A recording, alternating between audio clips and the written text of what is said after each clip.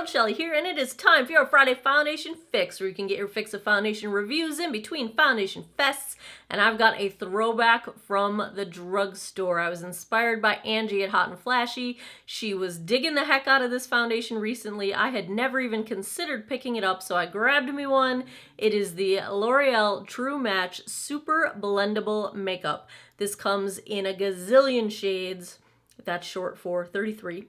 33 different shades. They are all labeled as cool, neutral, or warm, so it is pretty easy to figure out what your shade might be. It also comes in a glass bottle and it's totally see-through, so it's really, really simple to go, put this up against your skin, and it just, good packaging, good for the drugstore. No pump, that is a bummer, but let's not diss it, because 33 shades in a range at the drugstore is really, really good.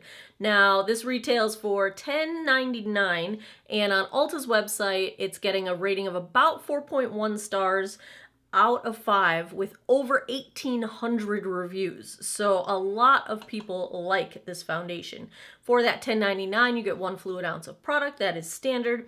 I am on their website right now. I'm on Ulta's website, and it says, with patented color technology, L'Oreal's True Match Super Blendable Makeup precisely matches your skin's tone and undertone and coordinates perfectly with all the rest of their True Match stuff. This foundation is formulated with precise match technology, so you can control coverage and fine-tune it.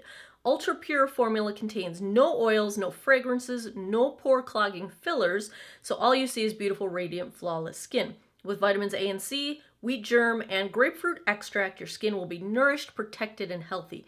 It's SPF 17.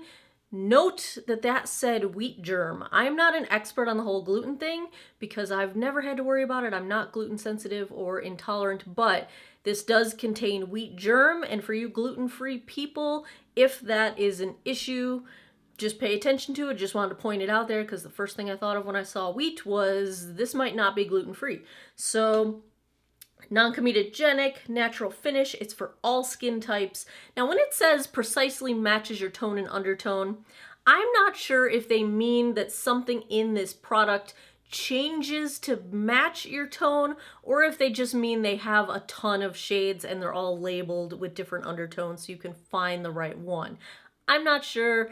That's where we're starting out with, and I've got this in the shade N3 Natural Buff, so the third lightest. I was hoping to match my tan version of myself. I am self-tanning right now, so that is what they have to say about this foundation. Let's take a look at some swatches and compare it to some other foundations in my collection in the drugstore price range.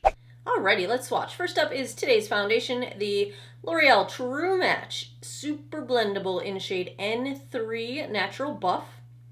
Second is the Catrice HD Liquid Coverage in shade 10. Third up is the Maybelline Fit Me Dewy and Smooth in shade 115 Ivory. Fourth is the L'Oreal Infallible Pro Glow in shade 201 Classic Ivory. And last up is the L'Oreal True Match Lumi, and this is in the shade Neutral 1 to 2, which is supposed to be a shade lighter than the Neutral 3 I've got in today's foundation, but it looks to be about the same to me. All of these are pretty much neutral with the exception of the Catrice, which I think is slightly leaning warm-toned.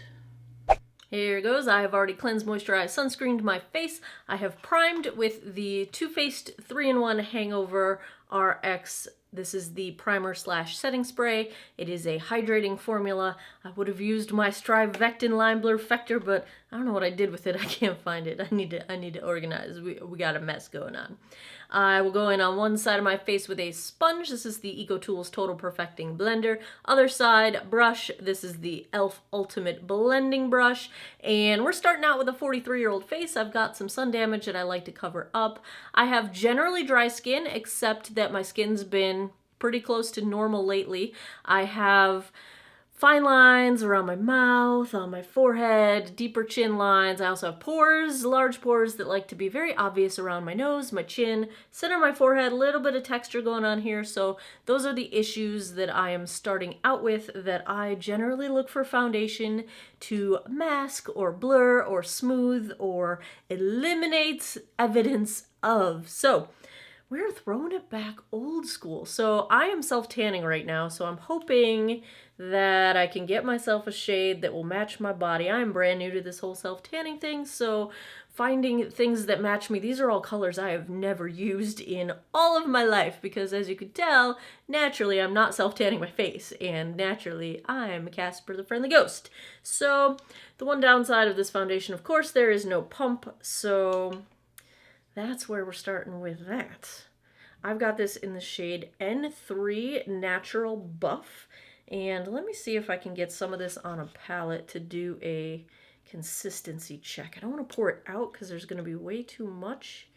Oh, I don't know. Maybe. Ooh.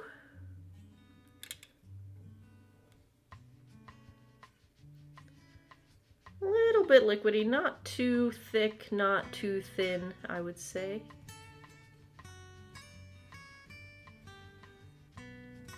We're getting pretty light coverage in one pass with the sponge, but the coverage looks very even. It looks very much like skin, like a your skin but better kind of a thing going on. I do like the redness coverage. I think it is covering up redness pretty well, even with one pass on the sponge. So far, so good. Let's see what it looks like on the brush side.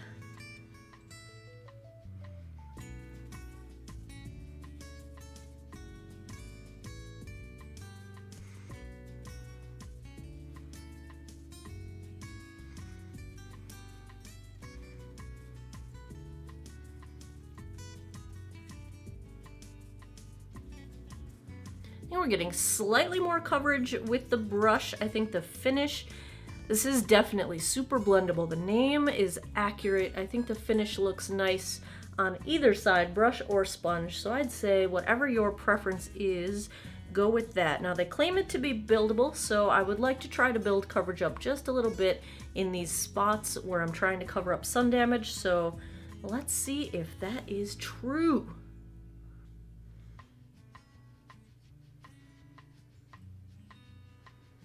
This seems to be building up very nicely on itself. Overall, I think this looks really nice. I would say it is super blendable, very easy to apply. It's a little bit of a your skin but better kind of look to it. I feel like it's clinging just a tiny bit to areas that I have texture, like in between my eyebrows and at my temples, but overall I think it is laying very nicely on the skin. It's not accentuating texture and it's not accentuating pores.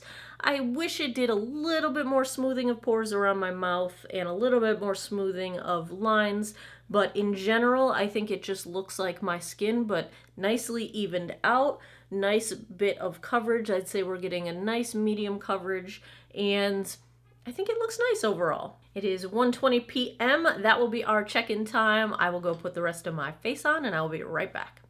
Alrighty, everything blended out just fine on top of this foundation. I did end up setting it with the Maybelline Fit Me. This is in shade 15 Light.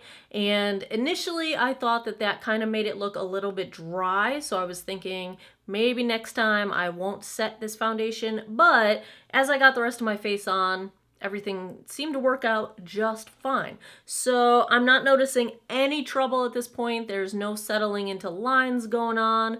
I think the color match is good for my tanned version of myself. And so far so good. Nothing really crazy happening. On the rest of my face, I've got, where is it? The Balm Desert bronzer. My blush I'm trying for the first time and I think it's gorgeous. The Laura Geller Baked Balance and Baked Blush and Brighten Yes, this is in the shade Pink Grapefruit. I really like this blush. My highlight I'm also trying out for the first time, well, this color anyway, the Maybelline Master Chrome, and this is in shade Molten Rose Gold. And these have a little bit of glitter in them straight up, but if you blend them out, like if you buff them into the skin, they look really freaking pretty. And yeah, so that's what's going on. My lip, oh, my eyes are the BH Cosmetics Zodiac palette and the Stila Glitter and Glow in Smoldering Satin, I think it's called. My lip, I started out with one of the L'Oreal Shines. This is in the shade number 930, and it was a little too bold for this eye. Let me tell you, does this happen, you guys? I sat down and I thought to myself, I'm just gonna put some bronzer in the crease so that I can do a nice bold lip. And this is what bronzer in the crease turned into. So I wiped that off, but it still left behind a little berry, and then I tried out the LA Girl Lipify Stilo? I don't know. It's supposed to be one swipe intense creamy color. This is in the shade, can't find it, Giddy. It's in the shade Giddy.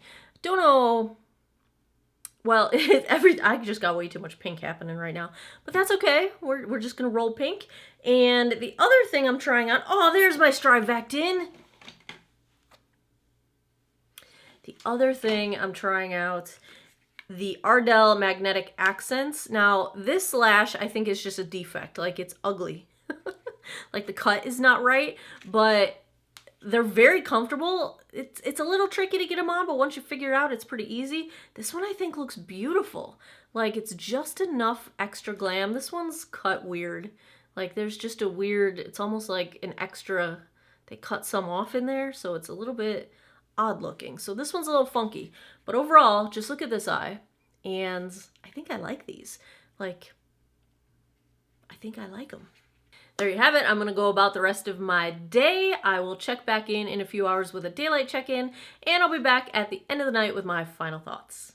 Hey guys, daylight check-in here. It is just past the 6-hour mark, and so far so good. I think everything is holding up really nicely. I think the color match is also good for where I'm at skin tone wise right now. And let me get a little bit closer here and see if you can see. I don't see any obvious wear. I don't see any areas that are, you know, looking bad. I have absolutely no settling into lines happening at this point. I still feel like it looks a tiny bit dry, but that was true in the beginning. So other than that, so far so good. I will be back later on this evening with my final thoughts. Alrighty, it is 10:34 p.m.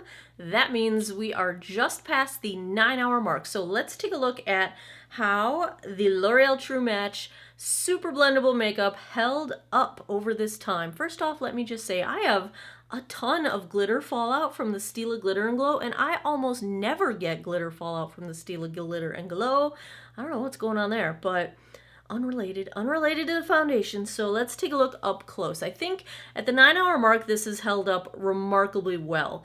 Any breakdown that's happening, like around my mouth, around my chin, it's so barely noticeable at this point. It's just kind of separating along my movement lines, but not really badly at all. Like even in my magnified mirror, I can't tell unless I start, you know, making my face into strange contorted face shapes. It really looks pretty doggone good. My blush, bronzer, highlight, I think have faded just a little bit. It has kind of worn away just a little bit on my nose. That blemish that I've got on my nose is starting to show through again. And as we go up the face, the texture in between my eyebrows really doesn't look too bad considering how bad it has looked lately. I've got no settling into lines. I've got no settling into pores. Everything looks really nice. It has held up really nicely, I think.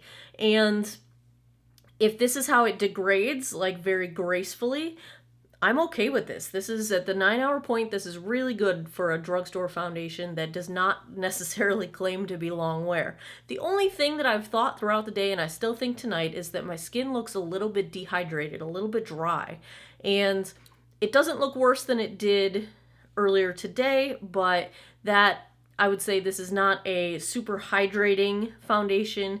I would say it's not really drying. Like, I don't see any drag lines. I don't feel like my face is any more dry than it was. It just looks a little dry. So I would say this is not drying. So if you have dry skin, you should be fine. It claimed to be for all skin types, and it seems fine for dry skin. It's not settling into lines at all. So if you've got mature skin, I think this is probably an okay foundation to at least give it a go at the drugstore price range. So if I had to give a grade to the L'Oreal True Match Super Blendable Makeup, what would I give it? I'm gonna go solid B+. The only thing keeping it out of the A range for me is that it just doesn't have quite that like holy grail type finish that I'm going for. It just looks a little bit dry, even though I used a hydrating primer with it. But it feels comfortable, it wears really well, it's good for both dry skin and maturing skin in my experience, so I'm gonna give it a solid upper echelon B+. That's what we're gonna say. So there you have it, my thoughts on the L'Oreal True Match Super Blendable OG True Match Makeup. If you like foundation reviews and you enjoyed this one, or you would like to see more of them, give me a thumbs up down below. Please feel free to leave suggestions in the comments for foundations that you would like to see me review. You can always go on my website, geekoutofwater.com, and click the Foundation Fest link. That'll take you to a ranked, sortable, searchable spreadsheet with all of my foundation reviews. Give me a week or so to get the data for this one uploaded and added to the spreadsheet, but you can see all the reviews with links to them and all the data on what blurred pores, what smooth texture, what's hydrating, what's drying, what's cruelty-free, etc., etc., etc. And there you have it. Thanks a lot for taking some time out of your day to geek out over makeup with me. I appreciate it, and I hope you guys all have an awesome day or night wherever you are in the world. Take care of each other. Bye-bye.